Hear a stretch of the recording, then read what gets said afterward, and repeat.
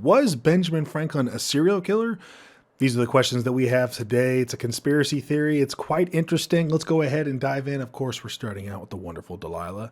She is beautiful and amazing. So, why was Benjamin Franklin's house's basement filled with skeletons? This was done in obviously October 3rd, 2013. So this is a while ago, but I never did hear anything about it. So it's quite interesting that it's been it's been lying low for the past, what is it now, 2024, 11 years. So for nearly 2 decades leading up to the signing of the Declaration of Independence, Benjamin Franklin lived in London in a house at 36 Craven Street. In 1776, Franklin left his English home to come back to America.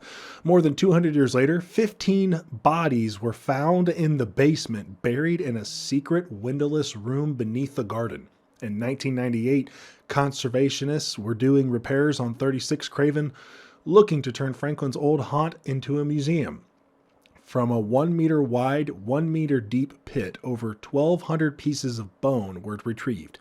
Remnants of more than a dozen bodies. According to Benjamin Franklin's house, 6 were children. Forensic investigations showed that the bones dated to Franklin's day.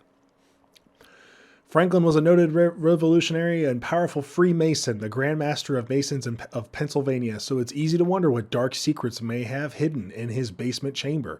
But the truth, it turns out, isn't quite so dark. The most plausible explanation is not mass murder, but an anatomy school run by Benjamin Franklin's young friend and protege, William Hewson, said The Guardian in 2003. Still, in Franklin's time, anatomy lessons were a dark, ethically ambiguous business.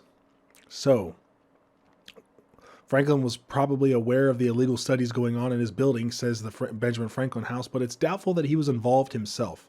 Still, we can't imagine that, a curious man that he was, he didn't sneak down and check out the proceedings at least once or twice. So, Benjamin Franklin allowed his friend William Hewson to come in and do possible studies on human bodies in his basement. And why wouldn't they take those bodies and bury them in a grave? I'm not really particularly sure. Maybe they were so badly cut up or damaged that they decided just to bury them down in his basement. This is the hidden truth about Benjamin Franklin. We see him and we notarize him as one of the founders of part of our country, and amazingly so. And it's in a wonderful country at that. But still, questions remain to that. If somebody was down in your basement doing experiments on dead bodies, wouldn't you know about it? Would you let it happen ethically or morally let it happen? How did they retrieve these bodies? A lot of these questions are still left unanswered. We really aren't going to know. We're not going to really find out.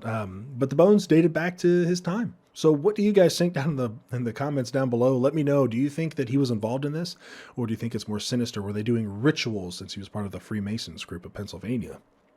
So that's it for today, guys. I hope that you have a wonderful day, and I'll see you in the next one.